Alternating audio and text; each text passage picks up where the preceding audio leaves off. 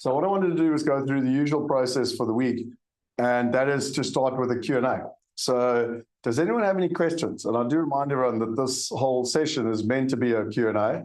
I'm part of two different masterminds, two other masterminds, and I turn up on Monday at 4 o'clock for the one, and I turn up on Tuesday and Wednesday at 4 o'clock for the other. And the way they do it is that people turn up and they ask questions, and the person who's the equivalent of me sits there and answers questions. And I keep sitting there, why do they have people asking so many questions, and why do we have no one asking questions? I don't have the answer. I don't understand. So anyway, Shimon, you've got a question. You got your hand raised. How can I help? I just thought I would help you out with at least putting a question in. So this is something that I've been pondering for quite a while. It's to do with, of course, Wealth Going Global and the course that we've done, and talking about diversifying with different countries, different currencies, and different, of course, asset classes as well. And I've been thinking about it, and because I'm right into my mid-60s, sometimes to take chances and risks with what we have is kind of challenging. So I would like, my thought was, and I know this is like the most risky thing I'm going to talk about, is if we were invested in, say, Bitcoin and gold, which has universal appeal, and so, and I always think of the worst case scenario, you have to leave your country, go somewhere else. That would be actually, you could get the local currency with those two asset classes, although they're the riskiest of all.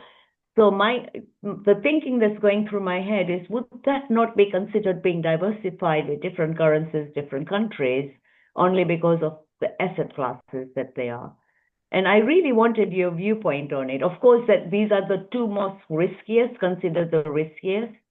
But I really wanted to know your viewpoint based on really people who are here who are, in their retirement, don't have a chance to make back if there was a loss in all the different new asset classes that we might get into. And of course, those also need time to grow. So I just thought, it might sound like a stupid question, but that's how I'm thinking right now. So let's just start off with what you said right at the end there. For me, there's no stupid question. So firstly, I think it's a very intelligent question, and I deeply appreciate that you're asking the question. So, so please, there's certainly no stupid question. And actually, the more we ask questions, the more we can engage in this conversation. We have no idea where the conversation will go, but I think it'll be great for all our learning. So, Shimon, where my brain goes in terms of answering your question is straight back to the Investor Summit. So when I was there in June, that event that I went to with Robert Kiyosaki, there was a guy called George Gammon, and he's got a company called Rebel Capitalist. A very, very interesting guy. I'd actually never really heard of him before that. And it's interesting because there was this whole debate around currency and cryptocurrency, specifically Bitcoin and gold. And so what he did was he decided to test this out. And so he went to Argentina. I don't know if I have told the story, but I don't know if you've heard me say it. I'm going to tell it for everyone because it answers your question. And so he decided to test it. So what they had to do was their challenge was they had to get from one side of Argentina to the other side of Argentina. And again, why did they pick Argentina? Well, Argentina is like Zimbabwe, where the economy has blown up, literally self-imploded, inflation through the roof. So the people, it's one thing to sit at Harvard and learn about economics. Trust me, most Zimbabweans or most Argentinians know more about economics than the average American, because they've lived it. Like, they know what inflation is. They know what, like it is. So anyway, so that's why they chose Argentina. And their challenge was they had $1,000 US dollars. They had $1,000 of Bitcoin, and they had $1,000 of gold. And they had to get from one side of Argentina to the other. They weren't allowed to use anything. They weren't allowed to use credit cards or anything else. That was the challenge. And they wanted to see what would the Argentinians want. So the first thing that he said, which I found quite interesting, was that there are these online websites where you can find shops that take Bitcoin, okay, and whatever, hostels and hotels and whatever. And he said what he found was that 90% of the places that said they take Bitcoin didn't. So he would arrive and he would like say, yeah, I got Bitcoin. And they'd be like, we don't take Bitcoin. He's like, but it literally on Google, you registered to take Bitcoin. And they were like, no, we don't take Bitcoin. So you find that Bitcoin wasn't actually that accessible. So just to be clear, we're not talking about these as asset classes to store wealth long term. We're talking about it to convert, because what I heard you say is, right, you got this asset, you're going to convert it. Well, again, this was his experience. The second thing was gold. So then he would try gold and he would go, well, do you want gold? And they were like, what the hell are we going to do with gold? Like, what am I supposed to do with it? Like, stick it under my mattress. Like, what am I supposed to do with it? And so gold didn't work. And then he went, do you want a US dollar? And they said, no, they want a US dollar. And what he said was, they got right across Argentina, and like it was quite outstanding actually. It was like, I can't remember the exact stat, but it was like in the late 90s. Virtually everything they did was with US dollars, because very, very few people took Bitcoin or gold. And I must admit, I have a similar experience. I haven't traveled that much with Bitcoin or gold. I'll just be honest with you about that, because they're quite hard to travel with in terms of selling stuff and whatever. But I have traveled a lot of, I'm African. I've traveled a lot of Africa. I've been all over Southeast Asia, China. I've been to some pretty backward places. And I've never been to a place that doesn't take US dollars. So, and funny enough, I was in Botswana recently, and I had to pay for something, and I didn't have the local currency. I always, in my bag, I don't know where my bag is, but I always carry about $200-300, always. Because no matter where you are in the world, people will take dollars. And so, I don't know, to answer your question, as a base, and by the way, also my experience in Zimbabwe, because I don't know if you know this, but my heritage is Zimbabwean, so I got quite a good grasp of what happened in Zim. And when everything fell apart and when their currency went to basically to shit, everyone went to US dollars. And even though it was black market, like the government literally outlawed you for having dollars, US dollars, everyone traded in US dollars. So and that was the whole point of this whole panel that they did, because obviously different people were arguing that gold is better and Bitcoin's better, and versus and the US dollar is going to crash. And what George Gammon said was, he also agrees that one day the US dollar will be replaced. But for something to replace it, it's going to have to be 10 times better than the current US dollar. And the current US dollar is accepted literally anywhere in the world. So it's going to be have to be something pretty good to be better. So back to a couple of things you said that I think are important. So one is age is important, okay? And when one's building a portfolio, I don't know if you've seen this, and I'm just going to show you, it is part of the wealth pack, but let me just show you here quickly. Which one do I share now? It's this one. So now, which one is it? How to structure your portfolio. So I saw Alan was online, and we built this based on a question Alan asked. But in simple terms, what we tried to do, I don't know if you've seen the Shimon, but what we tried to do is how to build your portfolio, like basically a cheat sheet. And in simple terms, we did it based on age. So to answer your question, I mean, I can share this with you if you don't have it. But the point being is that it's got all the different asset classes, including crypto, gold, everything. But in simple terms, if you said in your 60s, like it's actually got a kind of a breakdown of like what the recommended breakdown would be for an asset allocation. And you can see there, like crypto is sitting at 1% and gold at 5%. Now, I just want to be clear, this is not perfect. It's based on 50 years worth of research and data and everything in between. But as our family office pointed out, this is the best guideline. But that's why at our mastermind level, someone would sit down, like as an example, Alan has sat down with the family office, and they've given him a personal strategy for him and his needs. This is obviously a guideline, for all of us. But what we did try and do when we did this document was at least give people a guideline. Like if you see someone in their 60s, just to use your example, let's just say that's Bitcoin and gold, that would be 6%. Whereas someone in their 30s or even 20s, gold would be 2%, and crypto would be 5%, as an example. So it's like inverse the other way around.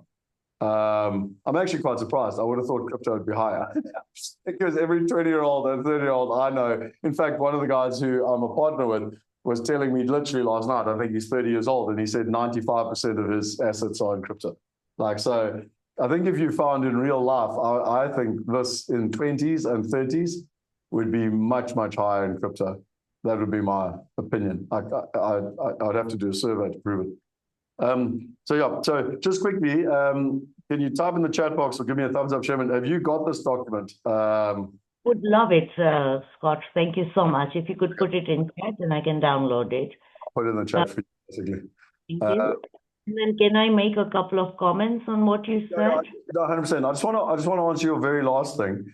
And I think for me, the last thing I would say is that, and I'm just sort of reminding of what I did sort of say to start off with, the whole story about the US dollar versus Bitcoin versus gold is we need to differentiate between currency and assets. You know what I mean? And so, you know, the US dollar has actually gone down in value over this year. And there, arguably, if you had all your money in US dollars, your asset is depreciated. Like, does it make sense? You know, so as always, like even down to currency, if you're using them as a currency, you probably want to be diversified between dollars, Bitcoin, and gold, like as an example, you know. Whereas an asset, gold's gone through the roof this year. It's been one of the best performing assets of the year. Long time. Yeah, that's very interesting, because one of the thoughts I also had is if I was diversifying into currencies and countries as well, was actually the fees you pay to exchange your pounds into that currency to get the asset, and then when you're kind of selling it to actually pay a gain, a currency fee, and whatever up or down, whatever it may be. So you could either make a little bit more because the dollar, if it was in dollar, was stronger than the pound, or vice versa. So I was thinking, like, overall, what would the value of my portfolio be if I was doing that kind of diversification? And of course, this is based totally on the fact that I'm now retired. And so I have to be a lot more careful. I don't have that many years to make it up. But that's now the other interesting points that I'd like to say, which is I like what you said about George Gammon and the experiment he did.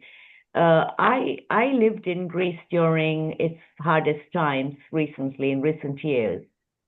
And at that time, we were not sure whether we would actually leave the Eurozone and go back to the drachma, which would have caused havoc within the country.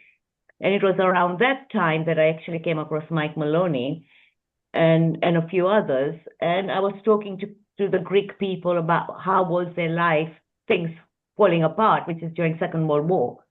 And for them at that time, it was the people didn't want anything else but the lire, they called it, which was the gold sovereign, the British gold sovereign. And then I was listening to during the time when Argentina went through its hardest times. At that time, apparently, a link from a gold chain bought them food. In Greece during Second World War, they said literally, I mean, the people doing this, because they've heard the stories from their grandfathers and things, you literally had to give your gold in order to get grain. And then Mike Maloney had gone to his live event, that many years ago, 2010, and he'd shown us a documentary on Zimbabwe when it went through its hard times. And at that time, the locals were penning for gold in order to buy food.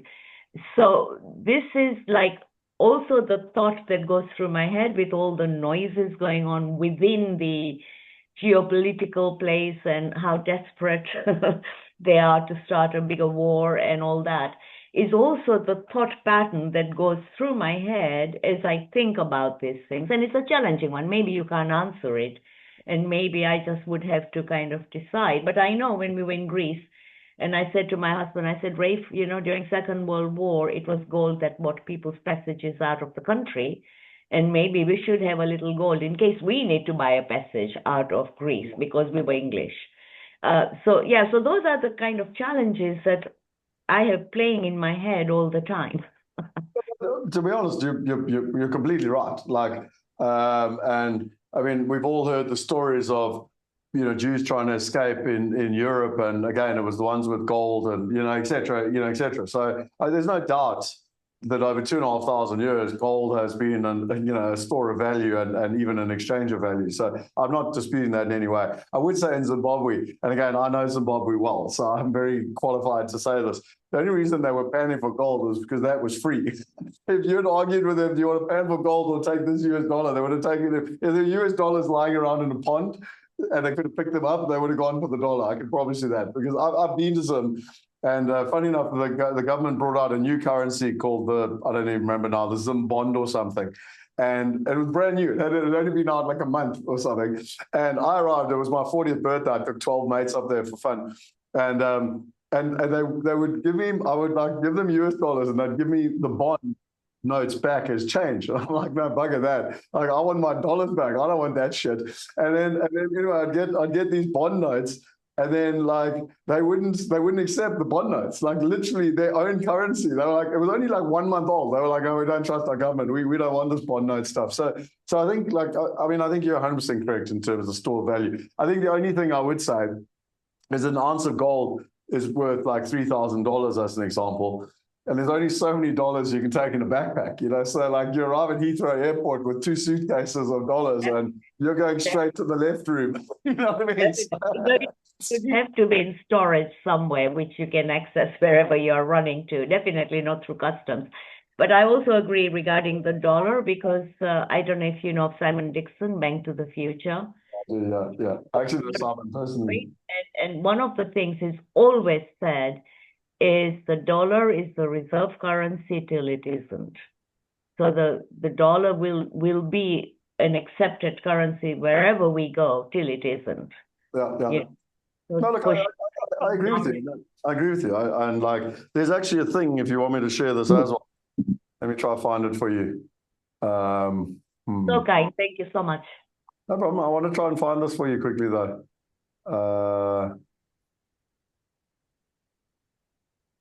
Let me share my screen with you quickly. So this year I've created a lot of content. And so these are the summaries of when I was at the Investor Summit, cracking the code, why interest rates, so that's not it. Day 2 was, the future of the US dollar. So this was, they said, and don't quote me, this was their marketing message.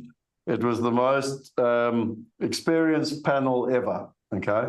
And it had Mike Maloney on it and George Gammon and a whole bunch of others. The point being is that, so that George Gammon, Mike Maloney, Brian London, Brent Johnson, and Peter Schiff. And they were basically talking about the future of the US dollar and everything, down to the US, the BRICS, the reserve currency. So if you want to, I'm not going to go through it all in detail, but I can share this as well, which was effectively the summation of what it was. But yeah, I mean, what were the action points? Diversify currency exposure, so hold assets in non-USD currencies. So they would, I mean, these are Americans saying this, by the way. Sorry, what GD? Pardon? Sorry? Which one are we talking about? SGD, hold assets. Singapore dollar. Singapore. CHF is Swiss franc and Singapore dollar. But yeah, it basically talks. I don't know if do you want me to share this for you? Oh, yes, please. That's very important as we plan, for the long term. It's very important. Of course, like what you say with your wealth going global, I'm looking to obviously have a portfolio that lasts me till after I'm gone, and I expect to live to 90 plus. Awesome. So I think just to finish off with what you said with Simon Dixon, and the final kind of thought on this whole panel was, don't bet on this is the US dollar. So don't bet on collapse. Don't bet on forever. Prepare for transition. And as George Gammon said, like, it's going to happen. It's just not going to happen overnight. The dollar isn't dying overnight, but it's invincible. It's not invincible either. Building an intelligent, globally diversified portfolio is your best protection against the uncertainty of the next monetary era. So very true, because when Greece was going through its troubles, of course, I started going down the rabbit hole at the time. And to be honest, at that time, gold was climbing very high. It reached its all-time high in 2011. And at that time, everybody I was listening to was saying the collapse is coming soon, including Mike Maloney. Collapse is coming soon, but because nobody expected QE. and nobody expected all those kind of things. It had never been done. And now it's about 20 years on. and we are still here. So I totally agree with you. We have to think that might be an inevitability, but we don't know, because 20 years on, I still keep hearing the same thing. Yeah, no, look, it's, I mean, look, you know, these things, there's a lot of, I feel like I've said this before, but I never know with these groups. So I'm just going to say it for others might not have heard it. You know, we did a mastermind session, I don't know, about a year ago, and there was all this hype around BRICS and the fact that BRICS had, like, the Chinese yuan had doubled in like in global trade, and like that's what the press put out. And so, like, everyone's like, you know, BRICS is going to take over the US dollar and whatever. Anyway, we sat in our mastermind. That's why I love our mastermind so much, with the family office and Anthony, and he brings out the research. And the US dollar is like 60% of global trade, something like that. I think it's about 60%. And the yuan went from 1% to 2%. Like, so, you know, it's doubling in value. It's like, okay, cool, but it's off 1%, you know. So now, don't get me wrong, if you know anything about exponential technologies, you've got to watch the doublings, because, you know, 1 becomes 2, 2 becomes 4, 4 becomes 8, 8 becomes 16. It can change quickly, okay? So again, I'm not discounting the fact that it's growing and BRICS is growing, and there's definitely sentiment away from the US dollar. And one of the things they were talking about at that conference, remember that conference was very American, is and they were talking about themselves, is that since Biden put the sanctions on the Russians, they talked about, I'd never heard of this concept before, but they talked about the weaponization of the dollar. And before that, ever since Bretton Woods back in 1945, the dollar was always a neutral thing. It was like a way to trade. It was kind of a store of value, but America never used its muscle to impact, like, the dollar, if you want to call it that, in a negative way like that. Whereas now suddenly they just put sanctions on the Russians and took all their money away. Like, sorry for you, we're taking your money. Like, whether you're good, bad, it didn't matter. Just took all their money. Okay, like, and that's what they called by weaponizing the dollar. That's what Biden did. And then obviously Trump's done the same thing with tariffs. And ever since then, everyone who's not American's gone, well, hang on. Actually, can we, like, if you're in Saudi Arabia or, I don't know, the UAE or somewhere, you go like, or Malaysia or, you know, wherever, you go like, hang on, can we actually, but what happens if we fall out with them? Like, if you get my point. And that's where, you know, everyone else around the world, and by the way, that's why central banks have been buying gold, because they don't trust America anymore. I'm not completely, but the point is they don't trust them wholeheartedly. Like, does that make sense, you know? So they're diversifying away from America. Simple answer. And that was their reason why gold's gone from whatever it was, $1,500 or $2,000 to like 3,000, like why gold's doubled in the last 12 months. Was not because you and me are buying gold, although now I think that train is riding with the retail investors, but it was because the central banks were buying.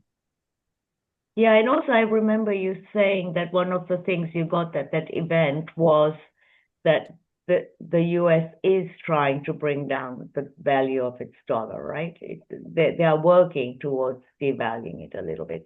And now, what do the people call it? They're calling it what kind of a trade now, because of what's going on? Like, so, but I remember you saying that at the moment they're trying to devalue the dollar against all currencies so they can get the exports working. Completely. I mean, let me look for a quick stat. Shona was there, Alan was there, I don't know who else from the mastermind was there. But this month, Anthony actually presented something. Let me see if I can find it for you quickly. Gosh, you always have everything in place, right? You can answer those questions quite quickly and easily. Thank you. Alex always says he doesn't know how I have a folder system. It's because I'm 48 and I had to learn how to make sure that I can find stuff. Right, what are we looking at here? I just need to find it. Huh? Is it possible to go back to that schedule you opened that you did when you started? The portfolio? Yeah. Yeah, I'll go to that now, Alan. Let me just finish. I just want to show the currency thing quickly, and then I'll go back there. So this is the market commentary that Anthony takes us through every month.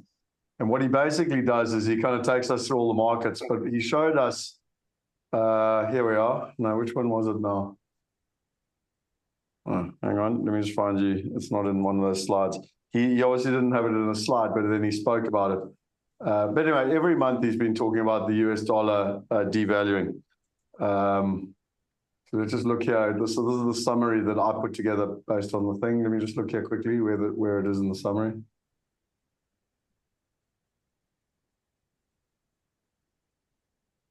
FTSE 100 seems to have done better than S&P. Yeah. Sure. I don't know where it's gone. Anyway, he definitely spoke about the ongoing devaluation of the US dollar. Do they ever talk about the fact that more than likely, like it may collapse? I know it's a slow thing that some people say it starts off little at a time and then it's all at once. So we are feeling the little at a time. So did they ever talk about that? Well, that's what we did talk about that. So at the mastermind level, that's what we spoke about a year ago with the whole when we were talking about BRICS and stuff. So yeah, Alan, you should be able to see the document. Here's the document you were talking about. Okay, if I can just raise this about probably why I asked you to do this. The 90% of us who have to go and want to invest our money have to go to somebody to help us select. In other words, if I want to buy on the S&P 500 and I haven't studied that schedule, I've got to go to Calio or somebody and they have got to select the shares. If I go to another person, they're going to have to select the shares, whatever. I don't think many of us can go on there and select our own shares in equities, private equities, and etc. What I wanted to know with an organization like yours, we all investors. Are you not able to buy equities, private equities, and whatever, and do an investment schedule for us, and every week we see how it's doing? Because all of this is great, but there's nothing in practice here that you can actually learn. In other words, you say gold. I understand you've got somebody 70 here. Well, gold's been doing well. You can argue I should have 20% and not 7% or whatever. But it's not possible for somebody like you to do an actual portfolio for us. And we monitor that portfolio per week, because that's how we're going to learn. And obviously, I don't want to go into property because I'm too old. So there are variations to it. But I think I don't know what my belief is, we would learn just so much more how to invest and what to invest in. Because if you go anywhere, they'll tell you, go and buy something, Alan Gray, go and do this, do that, whatever. But we don't know how much we're actually earning. I mean, let me give you some. When I was at a seminar in London, there was a guy lecturing us there, and he said to me, I don't know what you people all do actually, and all the money you think, you haven't got a clue what you're doing. And he went through, and I think he was right. And he said, if you went and bought the 10 top shares in S&P 500 every year, he said, look what you would have made. And he had the figures there for the last, I think it was 6 years. You took the top 10, and every year you updated that, or every 6 months you updated, and he would tell you what your return would have made. It was staggering, unbelievable. Now, no one does this. I don't know why, because of all this, how you give financial advice and all the bullshit that goes with it. What I'm saying is, not something, if I can make it easier, just what I'm trying to say is take the top 5 shares in the S&P 500, the top shares in the next equity or private company or that list, whatever, and we actually buy something and we monitor it. I think that's how we're going to learn. Yeah. So look, Alan, I think the way I'd answer, and I'll give you some money to do it. You can use my money and put it up on the screen. Yeah, take $1,000 or something. That's actually factual and really means something. Because where do I've got to go to? I've got to go to Calio. I've got to go to this one. I've got to go. And you never learn, actually, because it's their stuff. And if it goes bad, they're going to say, well, this has happened and whatever. And every week we monitor it, what's happening to gold. No, we should buy some more gold. And I think you'd really do, the community or whatever you would do well, because no one does it. And then you don't have to buy it. People don't want to buy it. But what I'm trying to say is we're having a practical example where we actually buying and learning and seeing what's going on. I don't know what you think about it. No, so look, I think look, I've got a number of comments there. So the first one is I fundamentally agree with you. People learn while doing. My son is, what is he, 13? And he's invested in property, he's invested in Bitcoin, he's invested in XRP, and he's invested in an ETF in the stock market. And my logic is that he's going to learn far more about those asset classes by looking and the one thing that's very good about crypto that property doesn't have is he can log in every 3 minutes and he can go, oh, I made some money, oh, I lost some money. Like it works, Whereas property, it's like for the younger generation, it's flipping boring. Like put your money in, like where's it going? Like it's like years later you might see something happen. And I mean, just for the record, what I'm thinking with tech is I want to take property. Like if you take a commercial property and it's paying quarterly, and I want to take the dividend, the 3-month dividend, and divide it so that actually we pay them in their wallet. We'll just pay them retrospectively every 3 months. And so every month they get, every day even, they can get, or every week, whatever, but ideally every day they get paid. Because imagine, like every day, Alan, you'd be like, oh, cool, I got another X money in my wallet. Like, hey, this property pays me every day. Because unfortunately, we now live in a world of gratification. Like, it's like, I don't want to wait 3 months to get paid. Are you crazy? So I'm just trying to figure out how to do that from a tech perspective. Well, we can buy $10 in that share in that building. What you've just been advertising, where people have gone on $10. People are putting their money. The return in the real world, tenants only pay every quarter. You don't go collect the rent every day. It doesn't work like that. No, I understand, but I'm using an example. It's not big money. People invested at $10 there. I mean, what do we do? You take $1,000, go and buy shares. What are you putting up in the list and see? Teach us how to trade. That's the proper question. No one teaches you how to trade. So I hear you. And what you're saying at the moment is correct. At the moment, you got to go here, you got to go here, you got to go here, you got to go here. Okay, I agree with you. Okay. So why don't you do that? We've got the best person in front of us. Why don't you teach us how to trade? Why won't people do this? So there's 2 ways I'd answer it.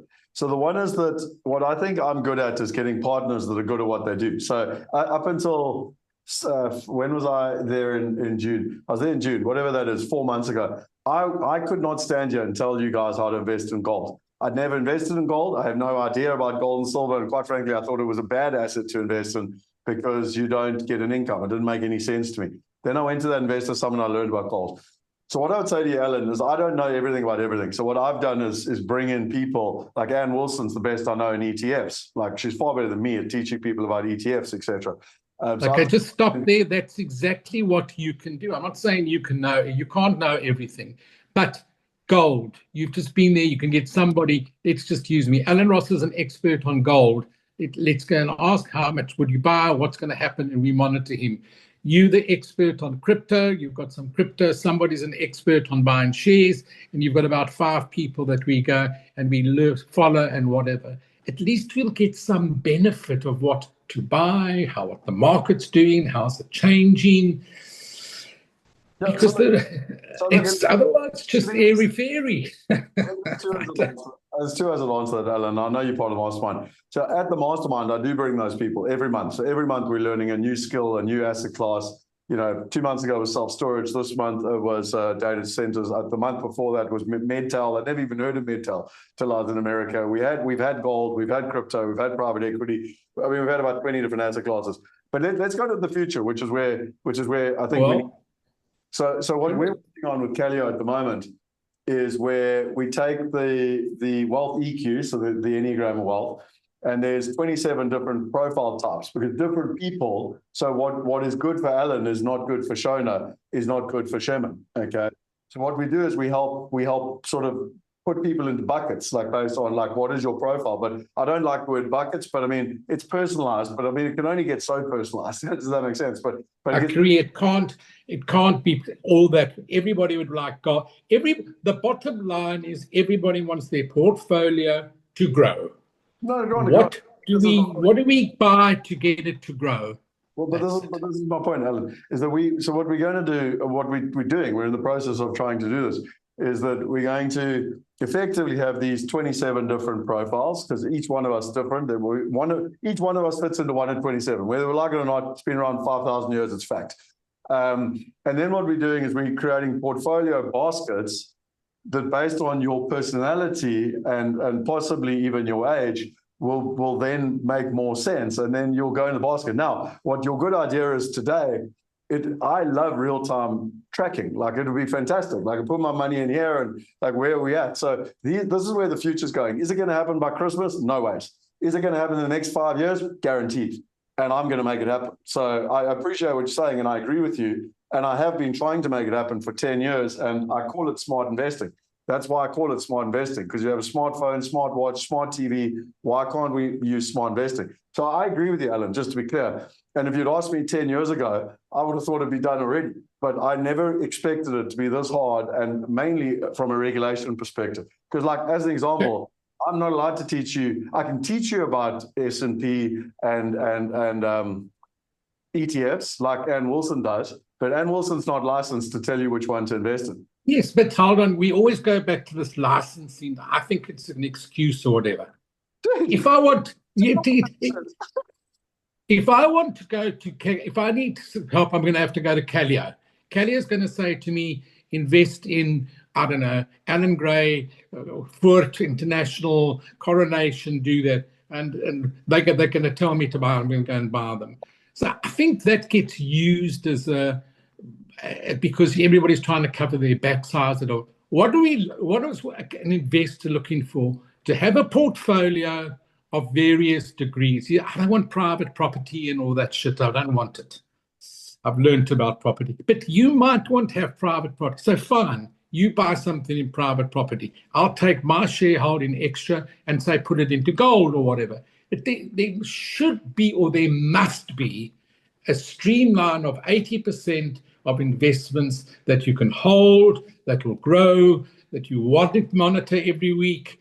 At the end of the month, we sell it, you don't sell it, you keep it. Yes, the markets go up and down. That's investing and whatever. And you train people. At the moment, we get bugger all training. Let's finish this conversation, because I agree with you, but let me explain to you where the line is right now. So I just want to firstly say I agree with you on the regulation, and I'd be quite surprised if everyone on this community, because remember, we're all new age, we're happy to challenge the status quo. So probably all of us agree that the regulation is bullshit. Okay, so let me just start off with an example. In America, you cannot invest in an investment like ours. You can't even invest on our platform because you're not an accredited investor. An accredited investor needs to have like $1 million in assets outside of their residential home. So they cannot invest in a thing like our data center deal unless you're an accredited investor. But you can go to Vegas with $1 million and you can put it on red or black, no problem. Explain to me the logic. And if someone can tell me the logic to that, then I'll accept the regulation. So I just want to be very clear. I'm 100% in agreement that the regulation and the regulator, I mean, in England, they popped it up in 2008 and they just rebranded themselves. They were the FCA, they became the FSA. Like they were just, oh, sorry, we got that wrong. We just rebrand ourselves. Like, do you know what I mean? Like, it's an absolute joke.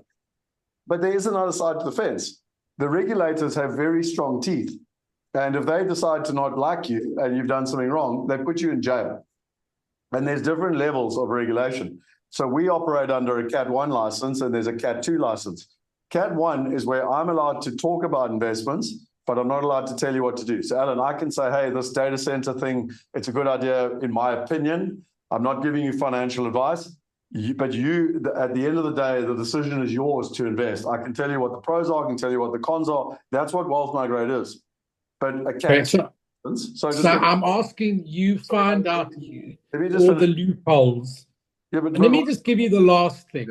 I was with a broker down here in Cape Town for years. I didn't know what to buy, exactly what I'm telling you now. Whatever shares to buy, I was clueless, a monkey. He had to buy. He went and bought in Allan Gray, went to Allan Gray, cost you 0.15%, and he would go and buy shares in this one was it. That's what I'm saying. What's the difference there? Some of them we've had to sell, some of them we had to, but he or Allan Gray bought them. I didn't buy them because I didn't know what I was doing. And that's what I'm trying to get to. At the end of the month, you got a schedule from Allan Gray how the stuff was doing. It wasn't doing well, A, B, C, D. You would sell it. You'd keep it. You'd invest more. You would withdraw, transfer. And I'm trying to propose that we have something like that. No, granted, but I think so again, we're in agreement, but that's why at the moment, based on licensing, Ann Wilson can say to you, hey, this is how an ETF works, and these are the best ETFs, but you still have to go and do the work yourself. The next level is called a Cat 2 license, and that's where you can give your money to someone and they'll invest it on your behalf. And that's what Calio has. I'm just using Calio as an example. Well, then we must bring Calio into the equation and get them off their pedestal that they're doing and get them to start working so we can produce profits. That's what it's about, returns and profit. Let's use them then. I don't want to break any laws and cause difficulties, whatever, but I think we're starting to need accountability. We put all our money in this and there's no accountability, and we need to say, sit with Calio. He doesn't say, this is where we put our money this month, this is how we're doing, this is where it's going to go, we're going to withdraw this, we're going to buy this, we're going to up gold, we're going to do this and whatever. What's wrong with that? So just to be clear, that's exactly what we're doing. So at a mastermind level, but they do it at a one-to-one level, which is the only way to do it at the moment. Building the tech to now do it in a more scalable way, which is where we bring in the Wealth Enneagram. Well, why can't they buy a whole lot of shares for you in Wealth Going Global, and you use that as a platform to say, this is the shares I've bought via Calio ABCD, and do something so we can learn and see how it's doing, where it's going wrong and where it's going, to bring some meaning into this investing business. I think it's a good idea. I'll give it some thought of how to do it. I'll chat to Ed. Can I propose that you go and buy it in Calio? Ask people if they want to give you a couple of bucks, and you buy it with them, and at least we can monitor them and see how we're doing, how we're growing, what's happening. That's how you're going to learn what's going on in the market, not like we're learning now. Fair enough. Okay, sorry for taking your time. No, it's not. I enjoy the debate. I think the biggest thing with all of these things, and remember I said I thought this would have happened 10 years ago. It's all regulation based. It's the compliance. So Elon Musk said something which is really interesting. So if your job's a regulator or a compliance officer, if you take a risk and pass a new law and it doesn't work, you get fired. But if you take no risk and just stick with the rules as they currently are, you keep your job. So why would any regulator or compliance officer, or basically someone that has a red tape job, ever take a risk? They're not incentivized to do it. Why would they ever take a risk? And when Elon Musk said that to me, I was like, that so sums up the industry. Like, I mean, in America, that accredited investor thing, you know when that came into law? Anyone know? Does anyone know when that came in? No. 1935. Gee. Because what happened was in the great boom of the 20s, you know, the wheeler dealer stockbrokers were going down to the little old lady and going, give me your last 10 cents because I'll double your money. Like they were unscrupulous. Okay. And then they had the crash in 29 and they went into the depression, and, you know, everyone blamed the stock market and the unscrupulous, you know, investment bankers and whatever they were called. And so they put a law in place so that you can't deal with a little old lady with her 10 cents. You can only deal with accredited investors. And it was put in place in 1935, and we're in 2025, and nothing's changed. Major difficulty. I think it's an excuse that gets used. But at the end of the day, I just use Calio because he's part of you or whatever.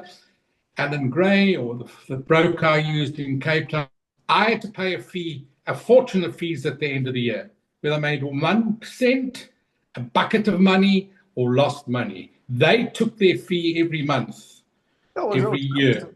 Hold on, there's no accountability about taking a fee, but they can bugger you around, not give you any returns, and there's nothing to do. So I'm saying, don't break law. You've got to find a way to buy shares, educate us, our investment can grow, and we can earn money. Yes, and then we can pay all these fees or whatever. Otherwise, it's bullshit. Excuse me. I think the way to kind of answer that is like I have found a way to invest in property. Like, okay, give me some credit. I managed to get into one asset class and private equity and structured notes, and we haven't got the stock market yet. However, saying that, and I think this is really important, who pays the regulators? Does anyone know? I don't know. Who pays the regulators? Does anyone know who? The license fees at the company. Ah, you see, you know your stuff. Well done. That's exactly it. So Alan Gray is paying the regulator. And Alan Gray makes all the fees that Alan just spoke about. And so do all the financial advisors that are incentivized by the old industry. They pay with their license fees, like we just heard, pay the regulator. So the whole system is rigged to keep it the same. Why would you change it? All us Muppets use it, pay it, as Alan says. We all know this. It's a fee-driven industry. No one knows what the hell's going on anyway. The regulator's happy. Alan Gray's happy. Clients are getting screwed. Who cares? Just get on, keep the game going. Until people like us come along and go, hang on, but that's not fair. That's wrong. So, Alan, you're right. I just didn't expect it would take this long. And it's why, you know, you and I are in complete agreement the industry is broken and it needs to be fixed. But it's hard. You're taking on Goliath. There's no other way to describe it. Scott, what will entice you to get a Cat 2 license? Nothing. So let me explain myself.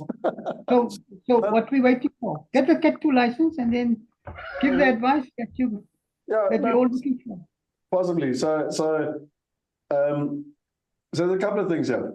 So I looked at getting so my biggest problem in our business, and we're not talking business, nothing to do actually, but anyway, I'm going to tell you about our business.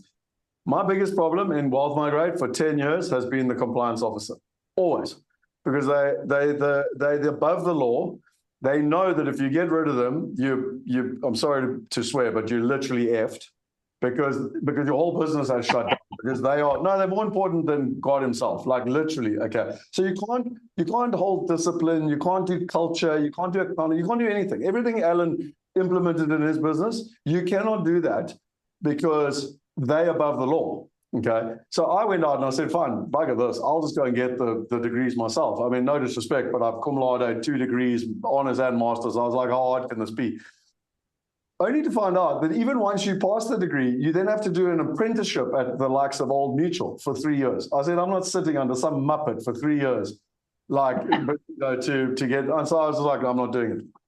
so yeah, the answer is trying to play the old game is I've tried it. I mean, guys, Scott Picken, I created the African Crowdfunding Association in 2015 so that we could bring crowdfunding regulations into South Africa and Africa.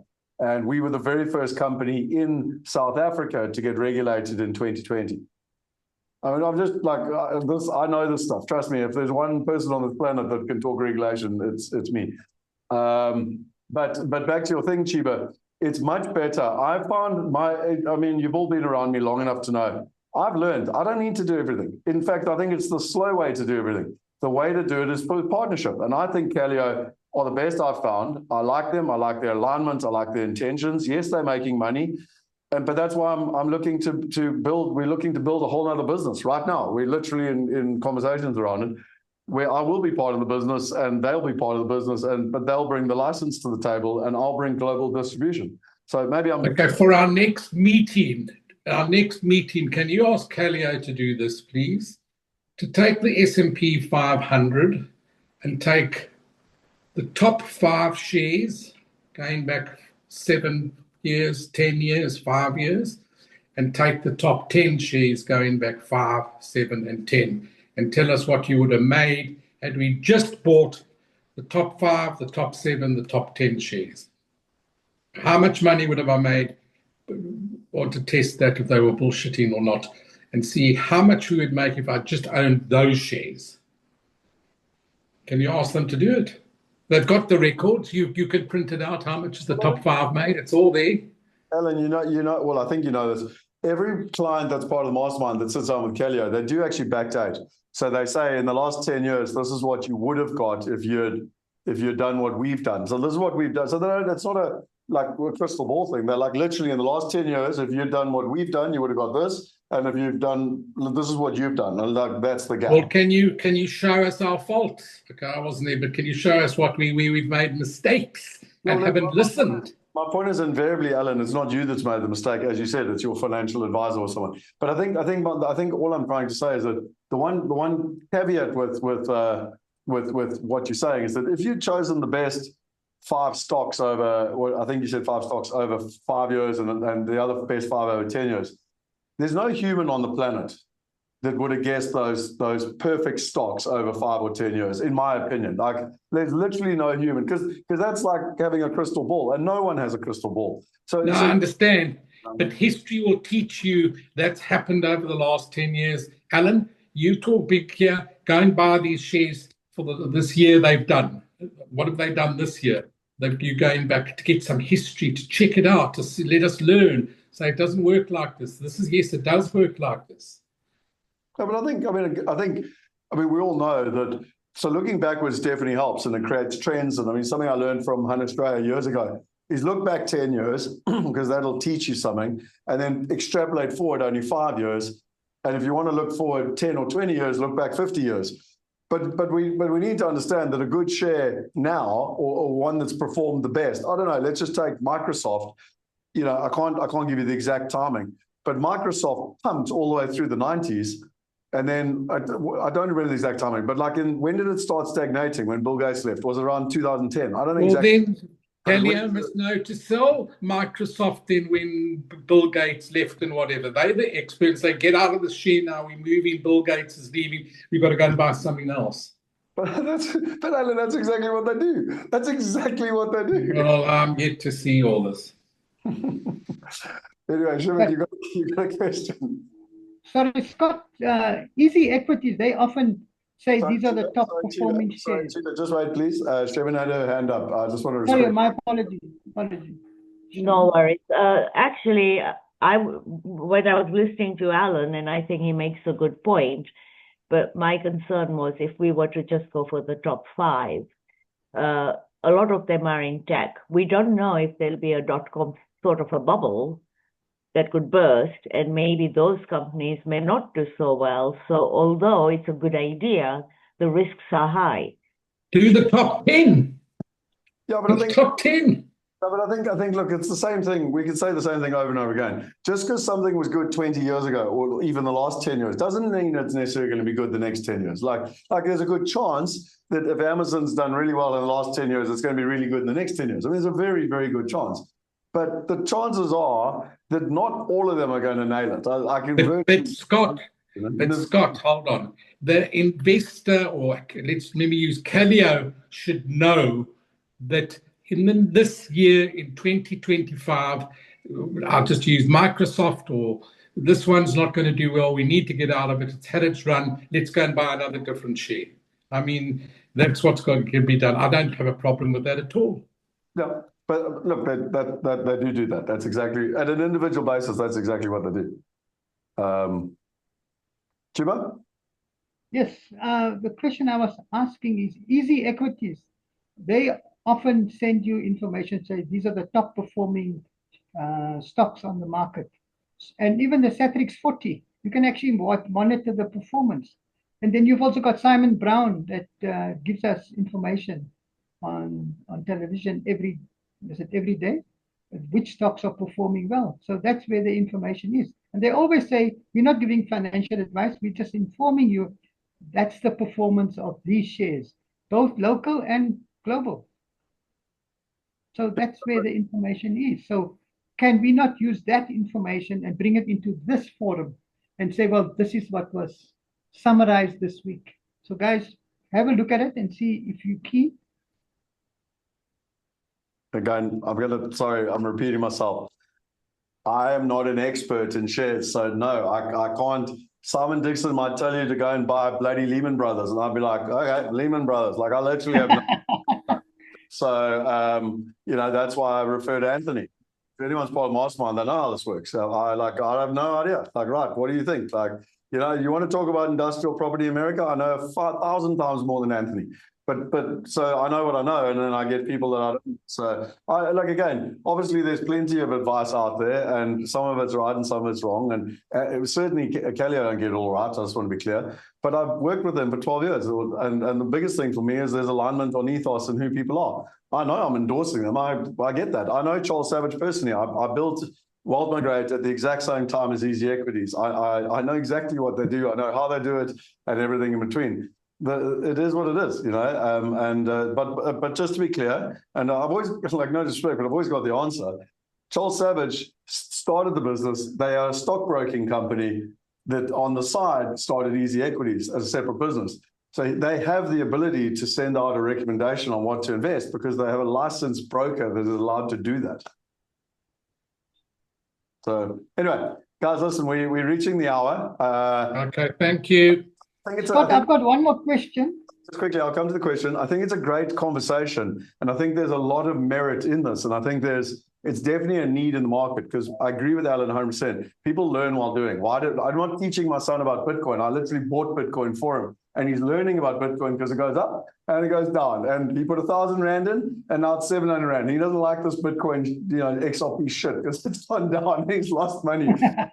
What he's learning is that it doesn't always go up; it also goes down. And do you see what I mean? Like he's exactly what Alan's talking. That's the only way to do it is learning while doing. So, Chiba, you had a question.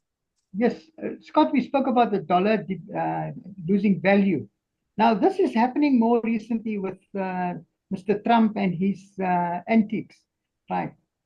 Do we believe that once he's gone, right, the dollar will gain value again?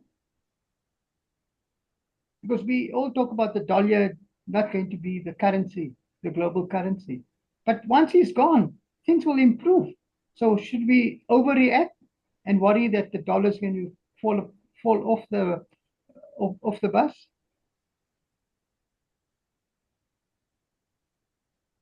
Who says the Republicans won't be in power after Trump? Yeah, that's it.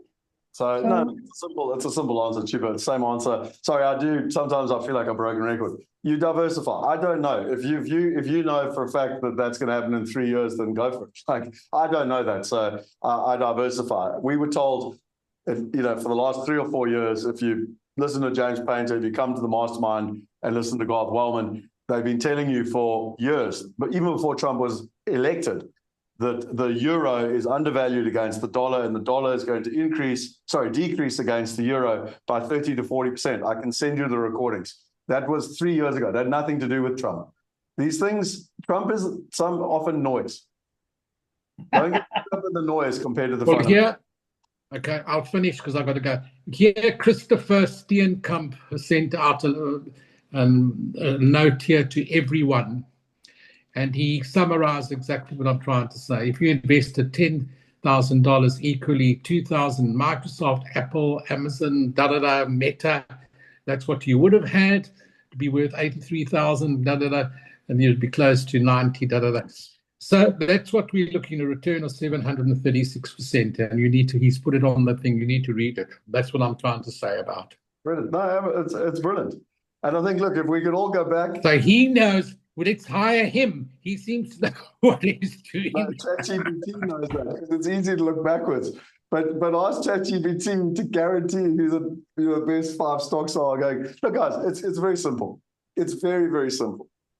If this was easy to pick the perfect thing, then let's all get in a time machine. Let's go back to 2010. Let's take everything we've got. Literally sell everything you got. Sell your sister, sell your mother, sell your brother, everything you've got, and buy Bitcoin. Because Bitcoin was like, whatever, 5 cents a Bitcoin. Okay, and now it's like $100,000 plus. Like, so like if we knew that, then let's not mess around with any of this stuff. Let's just literally go back to 2010, liquidate everything you've got, and just buy Bitcoin. Because in No, hindsight, Scott, I don't think one can use that analysis. You know, these investment organizations, certain shares are going to do well, and every year, and one needs to be following the market. If it's Apple, Microsoft, Amazon, and obviously capitalize on while it's good, things are going to change, and they should be picking it up, and you can make a lot of money. At the moment, we don't make money. no, look, I'm in agreement, Alan. 100%. So Reedy's thing, he summed up what I've tried to say. Well done, Christopher. No, it's brilliant. It's well done. It's brilliant. And I think, look, the bottom line is a very healthy debate. I loved it. And I think the question is, as technology gets better, which is why I say smart investing, I do think access, in simple terms, the way I'd describe what you're saying, Alan, is that the top 1%, the wealthiest people who have access to a family office, have been getting this, and they've been getting it for a century, and the rest have not. And what I'm trying to do is just democratize access to that knowledge and that access. So yeah. Okay, you've got the point. Thank you.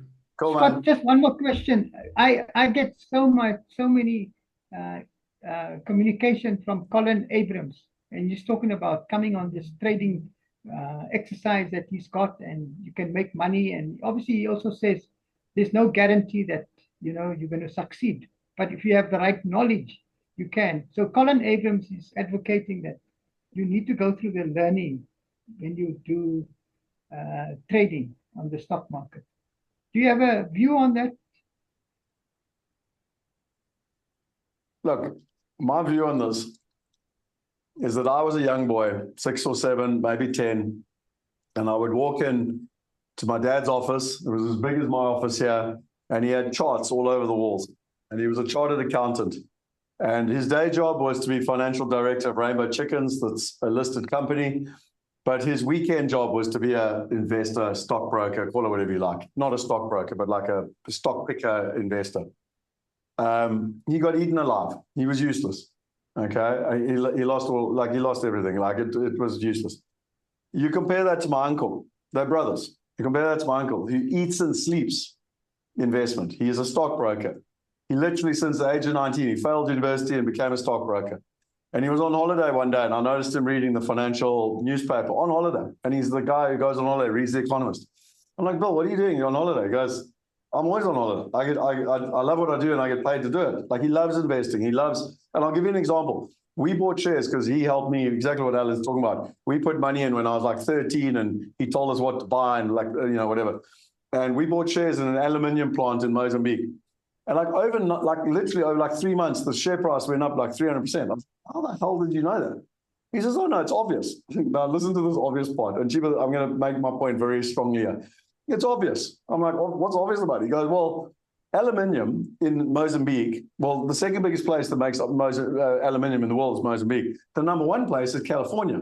The biggest cost to aluminium is electricity. Well, electricity prices in California are going through the roof. So therefore, aluminium prices in California are going to go through the roof. So that means that Mozambique's going to win. And based on that, I believe this company's share price is going to go up. I'm like, yo, that's really obvious. Like, it's obvious in hindsight, but I mean, without someone showing you the whole playing field. Do you think that person, my uncle, and my dad are equal? I mean, it's chalk and cheese. It's like a professional rugby player playing against a schoolboy. I mean, it's a joke. That's my opinion on these courses where you can become a trader and be free and do 10 minutes of work a day. I personally think, and I'm going to finish with it, it's bullshit. Okay, cool. Sorry to be so direct. But Honestly, it's bullshit. It takes 10,000 hours to master anything. I'm not standing on stage talking to you because I figured this stuff out on ChatGPT yesterday. I've been doing this 28 years. And if you want to be good at anything, I don't care what we talk about, it's because you've done it for a long time. Now, I'm not saying you shouldn't start. If you want to be a trader, go do the course and be a trader. But no, it's going to take you 10 to 20 years to be good at this. And I actually agree with you on that, Scott, because I tried it and I realized I'm not a trader. I don't have the psychology for it. Yeah. So really, you need the psychology and mindset for it, and it is a it's a learning curve. But we've got people that have been trading shares for the last 10 and 20 years. They like. Yeah, no, 100%, Alan. And that's the point. I'd much rather just like get Anthony to tell me how to do it, because the last thing I'll do, guys, I need to go. I've got my whole team here. We're in a strategy session, but I wanted to share something just to finish off. And it's to your point, Chairman. The biggest advice I could ever give anyone is know who you are. So back to trading. So this is the wealth dynamics test, and I just need to find the thing. So if you look here, like, I don't have time to explain this whole thing to you, but at the top here, this is all about like big picture vision. It's people like Scott Pickett that can see the futures going, Wealth Migrate, Richard Branson, creators. Down the bottom, you got traders. These are people who day to day can see a micro movement and make money. Okay, and I'm not going to go through all other profiles. I am literally on the opposite end of a trader. I'm like the worst person to be a trader. So if you know yourself, like Warren Buffett's an accumulator, like he's a little squirrel. He goes and buys his nuts, he puts it in the nest, and he holds it for 30 years. Okay, I'm never going to be an accumulator. I'm never going to be a trader, and I'm never going to be a deal maker. Like, I'm literally at the opposite end of it. So my only option is to partner or hire people. So in business, I hire an accumulator. That's called an accountant. Like, just to put in perspective. So anyway, I need to finish now, but that's my perspective. Back to Shaman. Again, trading might be good for people, and they must know. So I'll finish for you. I ran a motor company. 50,000 cars sold a year. I was no mechanic. I couldn't repair a car. I didn't know if the thing would bloody pour out with oil. I employed a mechanic, technical people to fix the workshop cars. No different to investing. No, granted, but I'm willing to bet you, Alan, I'll put a lot of money on it. You were this, because they make the best CEOs in the world. Willing to bet you anything you like. So go and hire the best for us. Hire the best investors for us. You know, guys, very fruitful. I love this conversation. It's so much better than me explaining a PDF. Anyway, but I need to duck. It's been fascinating. Have an awesome weekend. And I really appreciate the engagement, the questions, and the challenging conversations. It's been fantastic. Derek, I really enjoyed your article. I put some time and effort into responding, but I'm now going to start the future of Wealth University with the rest of the team. Thanks, Scott. Appreciate it. Cheers. Cheers.